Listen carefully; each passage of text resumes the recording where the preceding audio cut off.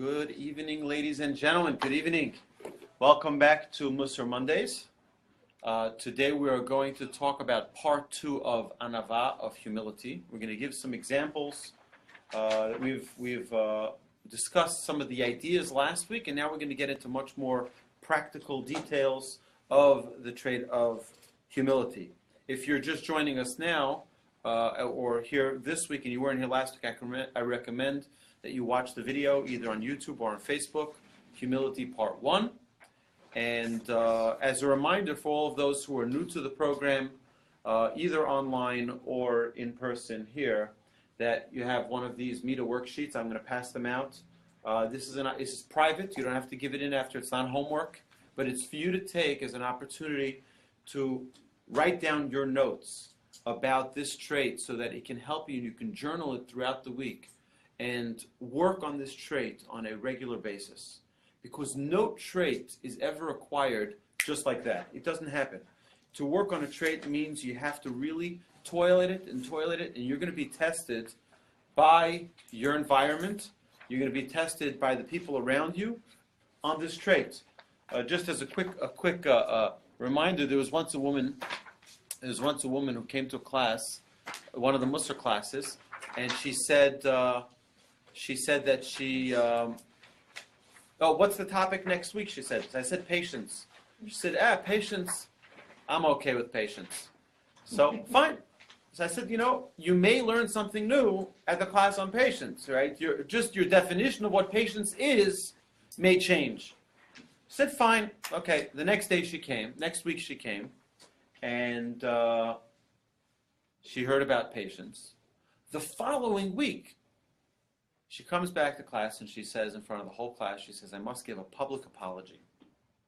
Because 2 weeks ago I said I don't need to learn about patience because I'm so patient. But what I didn't realize is how impatient I was. So I thought I'm patient, right? When I'm sitting and, I'm patient, right? When I'm sitting at the doctor's office, I'm patient. When I'm waiting for the cashier to hurry up, I'm patient. But in other situations, I'm not so patient. So the idea here is that we all know what these traits are.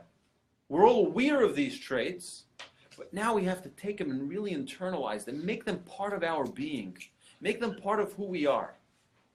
And that's the goal.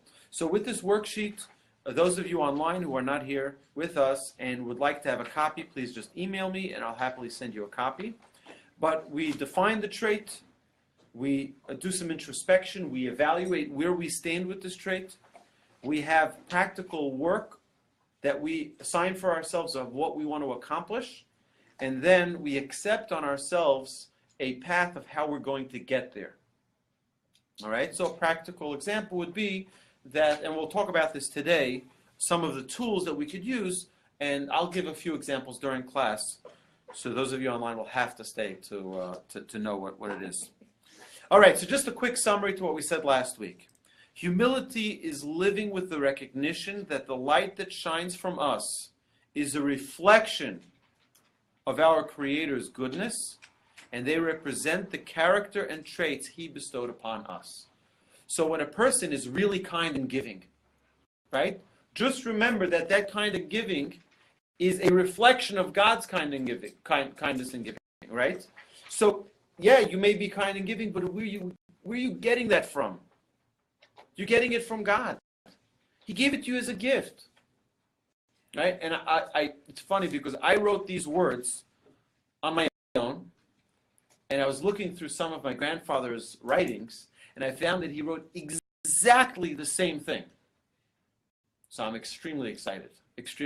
I'll read to you the exact words in Hebrew, and you'll see. Okay, we'll get to that soon. Okay. So what do we have on our own that allows us to be arrogant? That's the real question we need to ask. If I created a human being out of sand or out of dirt or out of gold, or right, it's not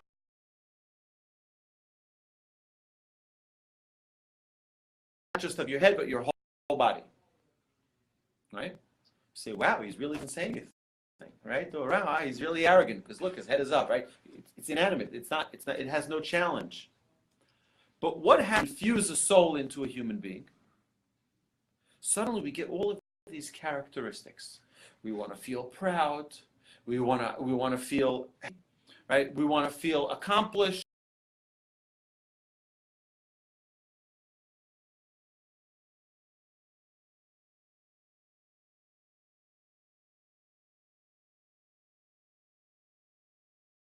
But who gave us that ability? Let's go back to step number one. I was once humbled, extremely humbled.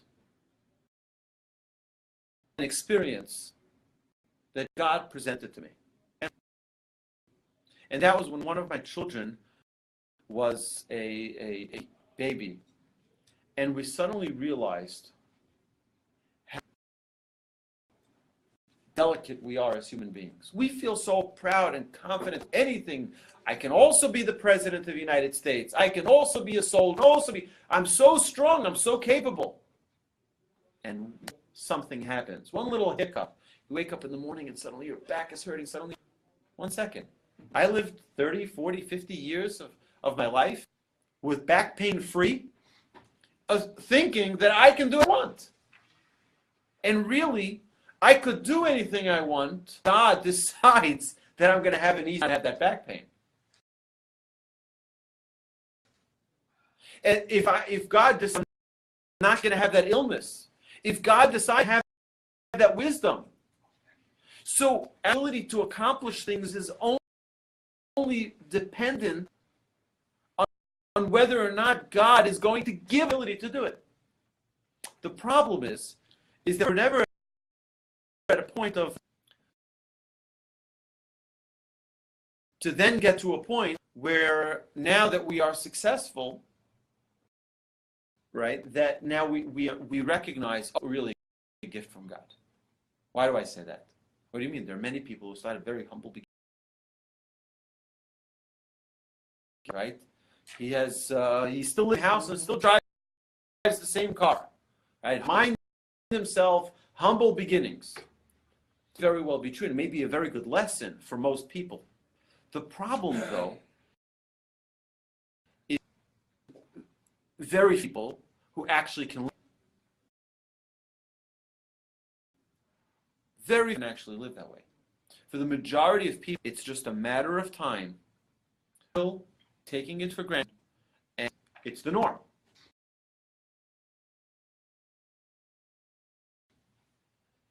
I know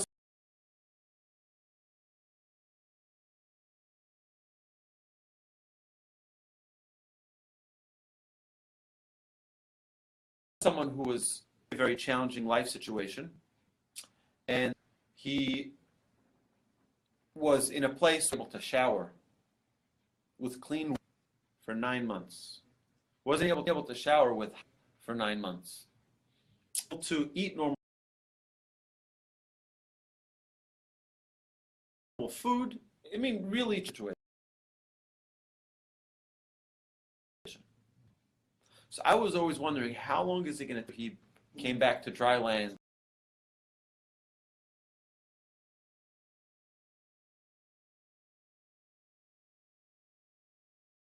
And way of life, that he would forget to it. But shockingly, it happens very quickly.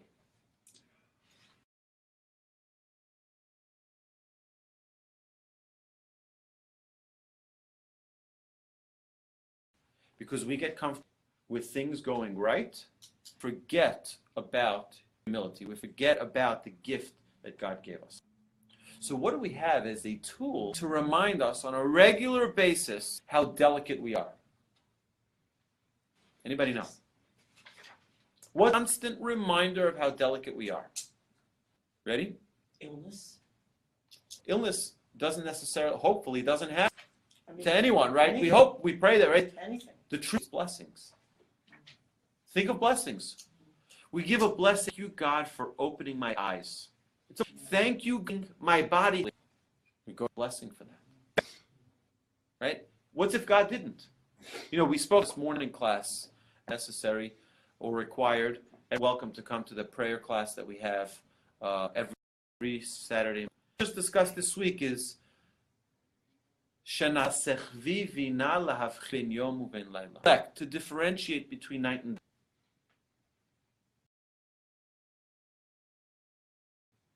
Just as night and day is obvious, there's so many things to distinguish between hot and cold, right? To distinguish so many differences, so many contrasts. We're thanking God. Recognize that we all know people who, God forbid, had an issue. Hey, they got a virus. Boom. In no time, they had an aneurysm. They had something. We thank God every single day that we have a mind still. Thank you, because we realize how vulnerable we are, delicate we are as human beings. So imagine this. We thank God for giving us a mind.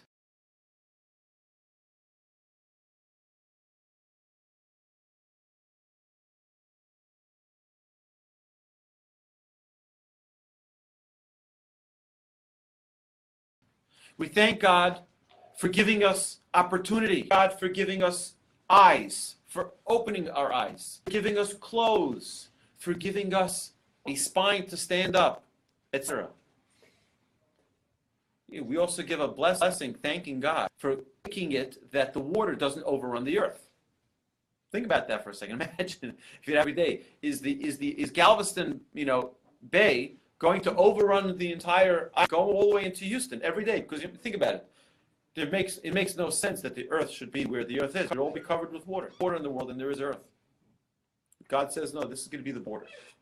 And the water is not that border. And that's the way it is. To thank God for that we don't have to worry about, we live a worry-free life in that sense. Yes? One of my problems is I think about vulnerability maybe too much. So then I become kind of timid and... Okay, so here's another, we're going to see this soon, is that the first trait, we'll talk about this soon. I added the notes here to talk about specifically that idea, is because you can't work on one trait without the other trait. Every trait requires work on other traits. So the work of humility, you can't have humility if you don't believe in God. Because humility means I understand the source of everything that I have. If I don't believe in God, then there's no source. It's just me. So I'm going to be as arrogant as I want to be. Or as arrogant as my life allows me to be. Or my wife allows me to be. So every human being, so probably the most effective tool for internalizing humility is focusing on the miracles of creation. Every human being did with their perfection, mind, body, soul, bones, blood, skin, fingers, toes, eyes, ears. Think of every part of your body that that can go wrong. I want to dedicate this class tonight to the healing of my mother. She should feel better. Hinder Chana Fega Bas Sipra. But one day she was walking around in Costco, right? And suddenly she can't hear out of one ear. She thought maybe it's from the shower from this morning, right? Maybe it's like sometimes you get some fluid, you get there. She suddenly can't hear. What's going on, right? She called me that day. She says, "You know how much we have to appreciate hearing." She still doesn't hear very well from that. Boom, boom. No loud, no explosions, no gunshots. Just power off. That's what I mean by illness. I mean, something can go wrong anywhere. Right? And so suddenly, where the word oznaim comes from. We said this in the other class, right? Oznaim, which is ears, from the word moznaim, in scales, balance. All of your balance of your body comes from your ears. You know that? If your ears are not balanced, you're going to have vertigo. You're going to be completely lopsided. Right? It's very important. We said we discussed it because we were talking about the topic of how we're always judging. Also, toe, I've noticed Your big toe. myself. No, the little toe, the only purpose really for it is to keep you balanced. Really? Your big toe Just to really keep is your more balance. important. Wow. If you don't have your big toe, you're That's all- incredible. You gotta be. Big toe and If ears. you broke your little toe, your balance is completely off. All right, thank you. Thank you. It's an important thing. It's important for us to have our balance. Right? So God gives us so many different tools that work so harmoniously and beautifully. Right? And we can live our entire lives without recognizing what a gift that is. And never realize that we are living at God's every moment. One little, we can lose our vision, our hearing, our balance, so many things, our intellect, our ability to speak. Right? Okay, we assume that because there are 6 billion people in the world, or however many billion people, and 95% have everything functioning, so that we're just part of why would God pick me out? But the idea that we have it and it works properly is a tremendous gift. Okay? And that's something that ought to bring us to humility. The more honorable a man is, the more he recognizes his limited capacity.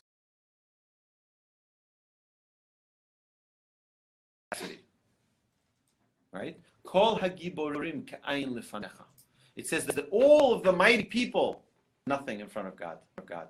Right? How, God is enormous, right? All powerful, all capable, all merciful, all kind, all giving. And what are we?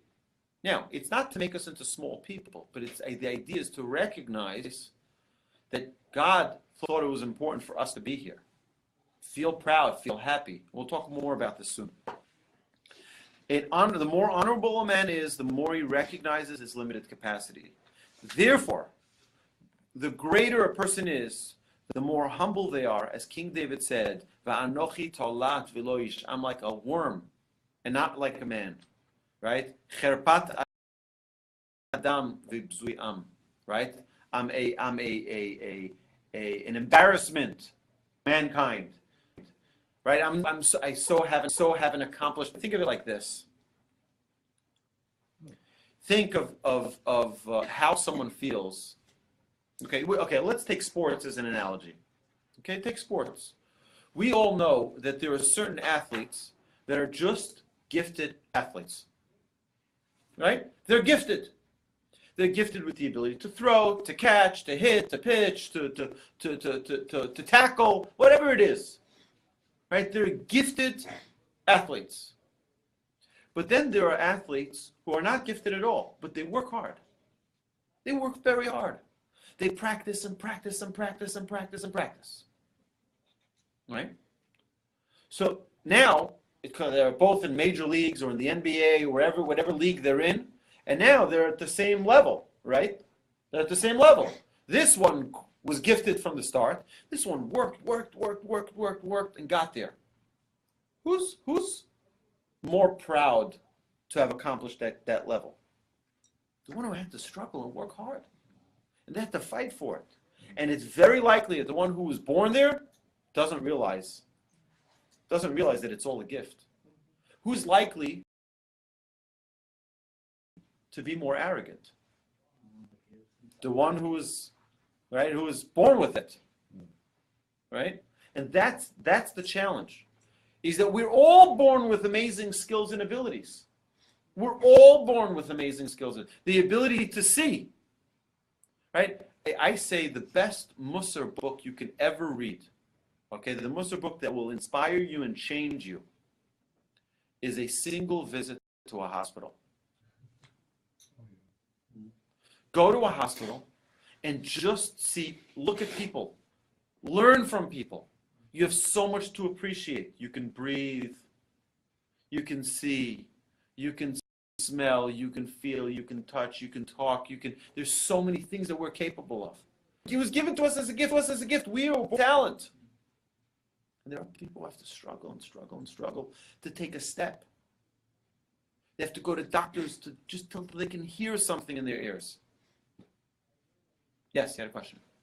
Question. Oh, yeah, well, I really enjoy being with my mother-in-law. She has to use a walker, she can't walk at all. And there are a lot of things she can't do on her own. Right.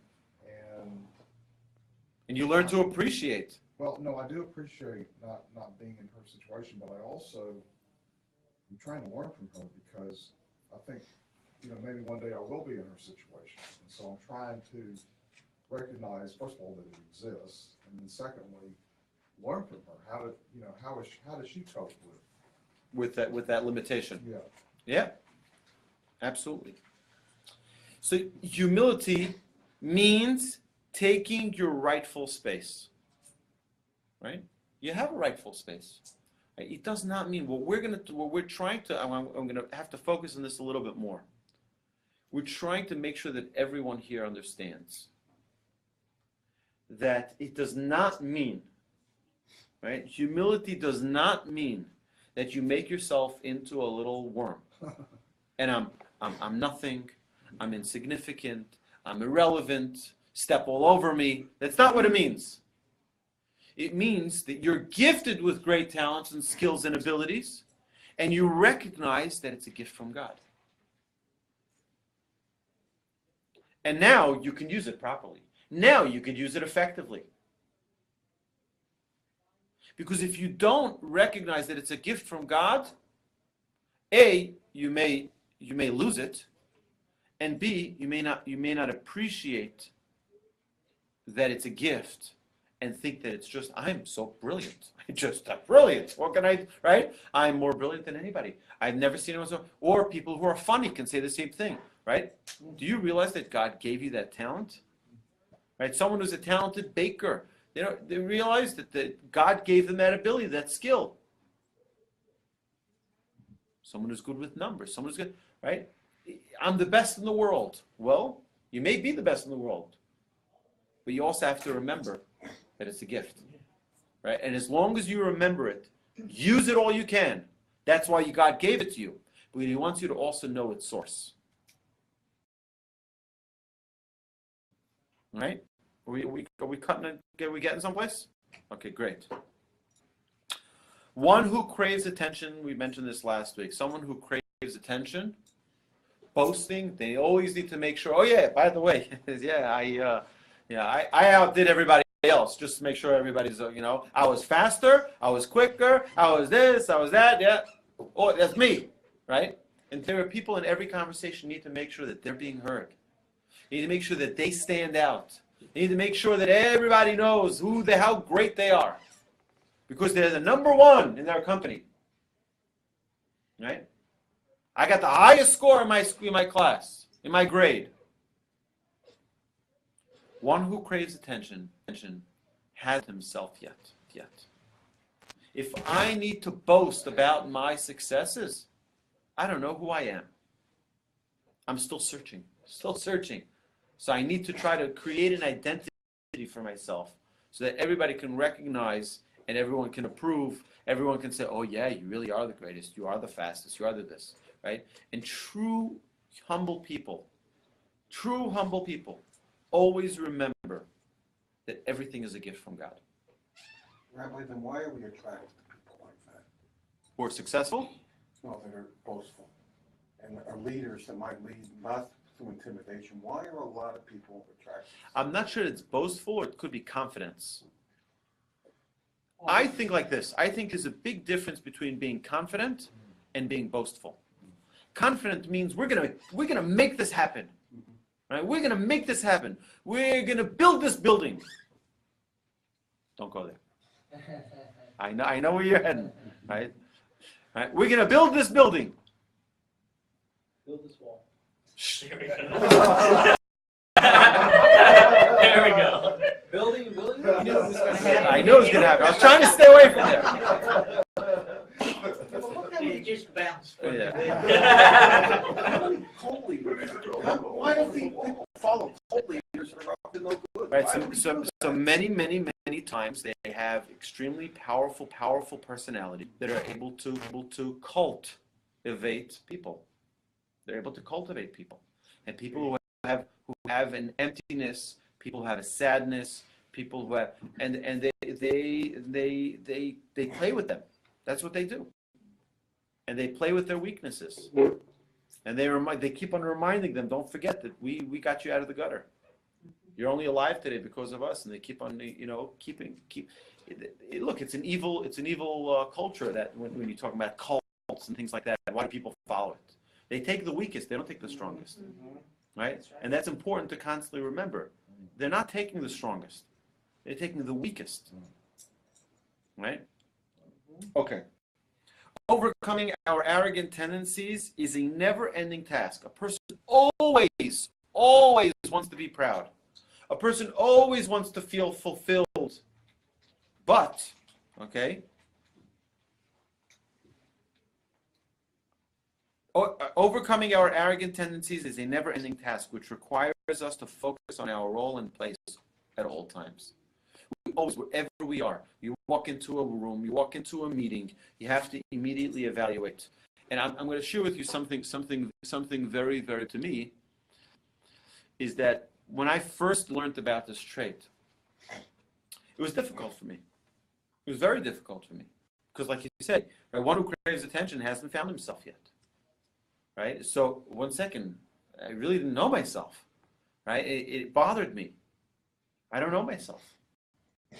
And I used to want to get that attention. I used to crave that attention. But the more you learn to compliment other people, the more you're able to grow with this quality of humility.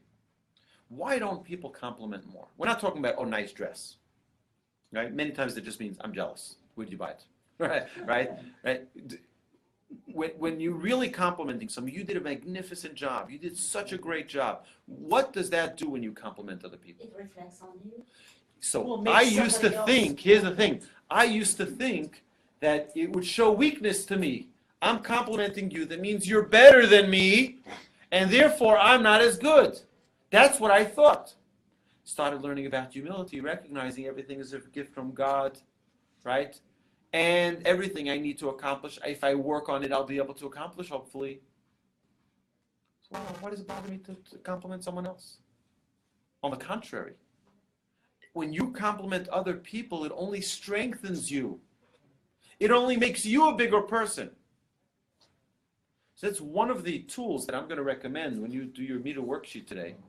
I'm going to recommend that you have a couple of times a day that you stop and find someone in the room. You're in your office, you're at your job, you're at home.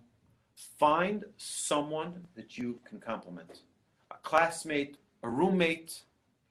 You know something? You peel potatoes like nobody else. Okay? Find something. It doesn't make a difference what. Be creative. Find a way to make someone else feel special. And I'm telling you, it will work magic in building yourself to feel more comfortable and more proud of your accomplishments. Yes? I totally agree with you.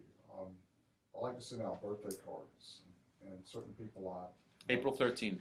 I got- I'm just saying. I got your birthday down, by the way. I got your birthday. And But it's a very special thing, by the way. It's a very special thing that you're thinking about other people. well, you told me when your birthday was, so I wrote. Oh, okay, but this is the last time. Okay. But I mean, when I'm writing that card and I'm complimenting that person, it's like, okay, I recognize they have this great quality, so that must mean I probably have it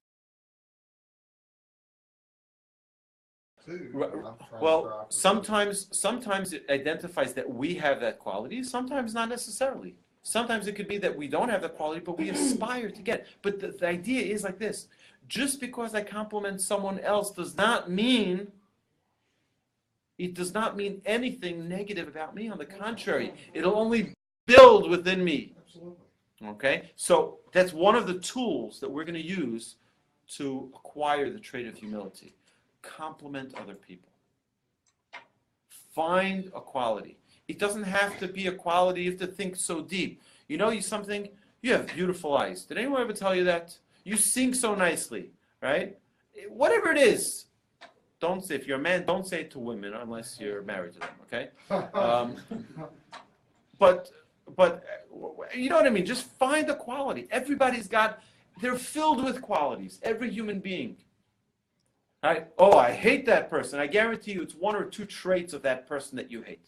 The rest you like, the rest you agree with. You know, we're in a culture now where politics is so heated and people dislike each other's opinions. I can't believe that they would vote for such a person. I can't believe that they... You know what? You think there's nothing, no other quality that you can find in them that you can like about them? Find something and praise them for what they are good at.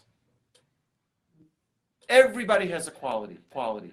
Find the quality and bring it to the fore. Okay. So the Ramban writes in his letter to his son, don't be proud of what is not yours. Pride belongs to the Creator. Meaning, not only pride itself, but whatever you'll be proud about, it's his anyway. What do you have a right to be proud about? It's his. I'm going to take pride for all of the great wisdom. What do you mean? Who gave you the ability to process that wisdom? Who gave you the ability to learn it? Who gave you the right? Everything that we have is a gift from God. So what right do I have to take pride in it?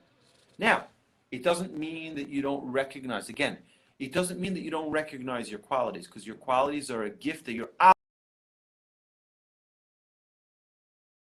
obligated to recognize. I'm going to bring you the term from my grandfather's writing, as I promised. Okay, let's hit the road because we got a lot to cover still.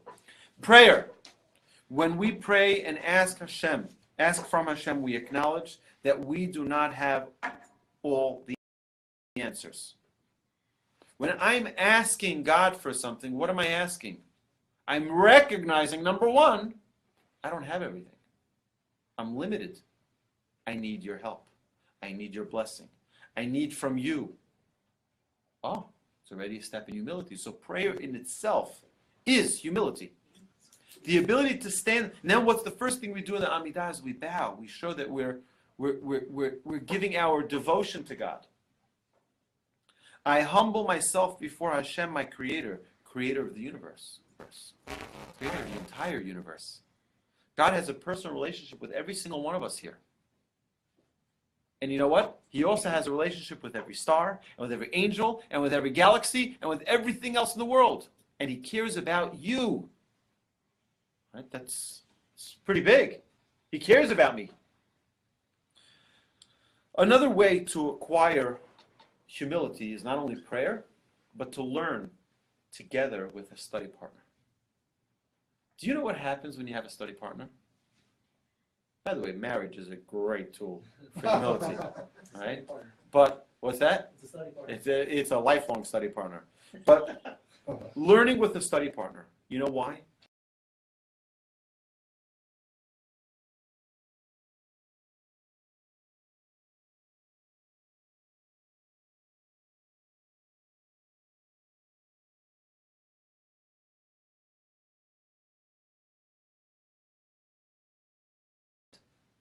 Is with them.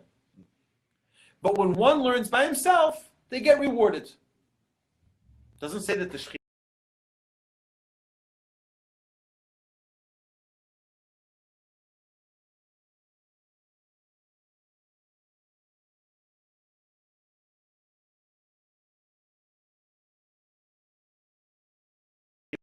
It doesn't say that the presence of God is there. Why? Because when you're learning by yourself, you're learning tested. You're learning unchallenged. This is my understanding. Take it or leave it, because it's only me. I have no one to argue with. But suddenly I sit and I take my study part together, and we read the words together, and I say, oh, so it means this. And he says, no, how did you understand that? It means that, right? It means A. He says, no, it means B. So we start fighting it out. You know what happens when you have two knives and you together? They both get sharper. The dull and the sharp, they both become sharp. The sharp becomes sharper and the dull becomes. Our sages tell us you need to learn with someone. Because in so doing, you become sharper. You learn what truth is. You learn what honesty is. You learn what it is to be humble. You know something? I was wrong. You're right. Ah. So when you have a study partner, it's a great to help you become humble. Accepting that we don't have the right understanding of what is learned, admitting to that truth. All right? In conversations, let others speak first. Let them speak first. Right? Let them have space and don't worry about commanding or expanding your space. Important thing, we see from Hillel. Hillel let Shammai speak first. They always let Shammai speak first. And they were rewarded for that tremendously. Because we all halacha is always like Hillel. You know why? Because they only gave their opinion after they heard Shammai.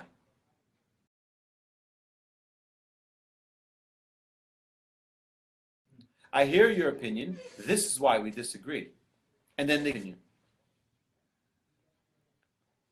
If you don't let someone else speak first, you'll never learn. There's so much you can learn. Let everybody else speak. Everyone have a turn. I'll speak last. It's fine. And if there's not enough to speak, nobody lost out. Right? At least you understand. You gaining wisdom from every person. Every person. Here's what we need to understand this completely. So here, let's take Camden as my example. Teacher's pet, okay? So, Camden has an entire world experience of his own.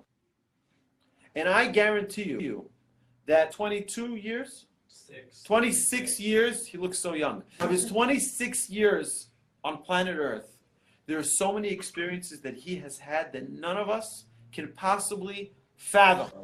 Whether it was with classmates, whether it was at a home, whether it was with, with an uncle, right? Whatever it is, right? Everyone has a whole world.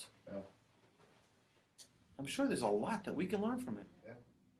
And now you take that to every other person here in the room, and to every other room. There are worlds of wisdom, this world of experience that we can learn from. Does anybody know what the age of Zikna is? Zikna. Someone who gets to an age of elderliness. None of you are at that age, so you have nothing to worry about.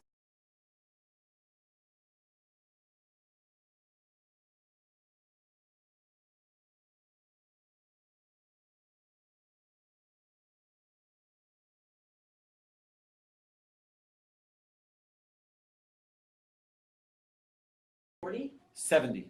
70. All right? 70. 70, yeah, you're right. You got 10 more years to go, right? And that's in per vote, isn't it? That is a pure cavity. I passed You that. didn't. I'm 72. No way. So we have to stand up when you walk into the room. You Yeah. have to stand up when you walk into the room. Some of us do stand by There you when go. he walks in the room. Why? Elderliness, the age of elderliness. Our sages tell us, I just saw this week. I don't remember where I saw it again this week. Zikna.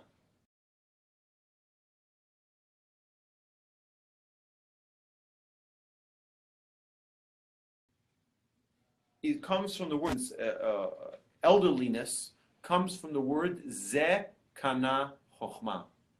This person has a wisdom.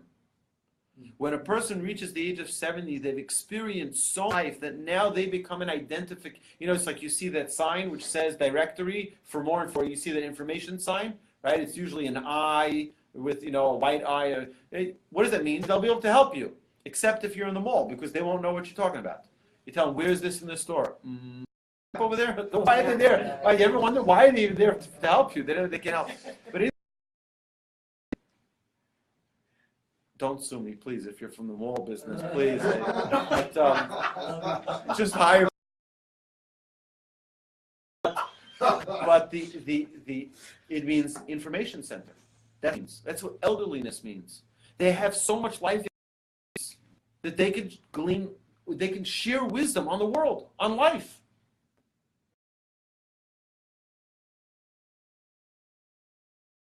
Because in Judaism, the number one thing that we value, right? So when you see someone who's 70 years or older, stand up for them. But it's also an entire life experience.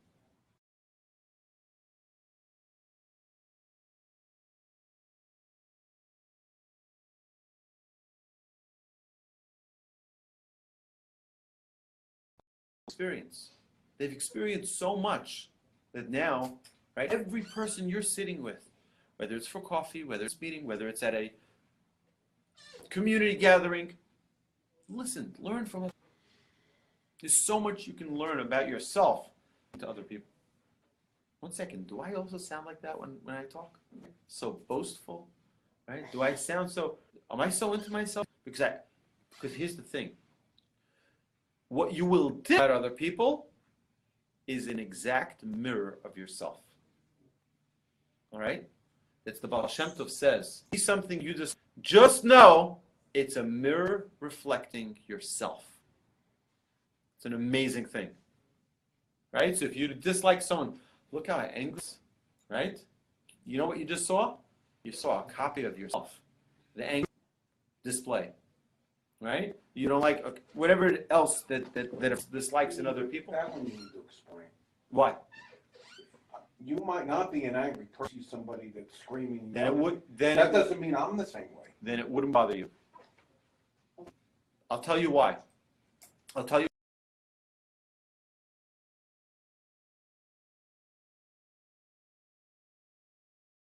why.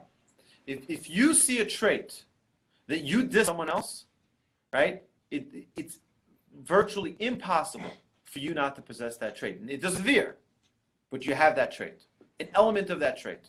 The reason why is because this. Think of it as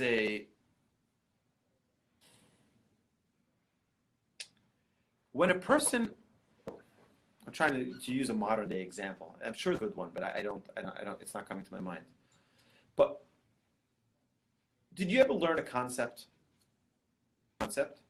And suddenly you start hearing that concept everywhere. You just learned it, and now you hear it in the car, and you hear on the radio they're talking about that concept or whatever it is, right? And you go to a meeting and they also mention, you're like, this is such a coincidence. Yesterday, I never heard of this concept, and now I don't stop hearing it, right? Ever happened to you? Never happened to you. Happened to me. Anybody here can share that experience? Hey, you learn about, aerodynamics, right? And suddenly you hear about plane accident, and they start explaining aerodynamics about this, and it's like suddenly you start hearing all these things about, you see a negative trait that you have. It's that trait. Otherwise, you most likely wouldn't have recognized it. Okay? You don't have a reaction to it if you don't have it. That element of anger, although they may see the person who's angry, even feel bad for them, but it doesn't irritate them. It doesn't bother them in the way, because it's not something, they don't have anger as their trait, then it's not one of the traits that bothers them. Yes? So, like, bothers me when I see people like abusing their animals and stuff like that. I don't abuse my animal at all, so how that, like, that's what I'm saying. So it's like, Oh, okay. Well, it angers me and it bothers me, and it's really one of those things where it's like, if somebody, if I see my best friend on her Facebook page and she's playing with her dog, but she's slapping it around or something like that, I'm not going to be friends with that person, because I will not. You won't tolerate it. Okay, but a person, so perhaps that let's not call it abuse, but that disrespect for their creature can be transferred. Means it doesn't mean that you have the exact same thing, but in that realm, something that you're neglectful of. And that's what it's there to alert you. But Okay. can't you just not like that behavior in people, and just not like But something, at some point, like that example. at some point, the reason why it's bothering you to such a degree is because there's a little bit of that in you. I don't see that. If it really bothers you a lot, I agree with you. But I think it's more that Baal Shem Tov says it's a mirror. for us to analyze ourselves, to correct something that's. Well, so there is another point, is to be cautious, okay? Which means that you're right. You may not be an animal offender, right? But what it's telling you is be alert and be careful that you don't become one. And that's also sometimes, again, that mirror giving you a warning. Just remember, stay away from that type of behavior. That's different, That's different. Right, but here's the thing. But 1 second. It could be that you've never had an experience of anger, right? But that sensitivity to it is there because you're capable. Should the scenario present itself, you may blow up in anger. That means you have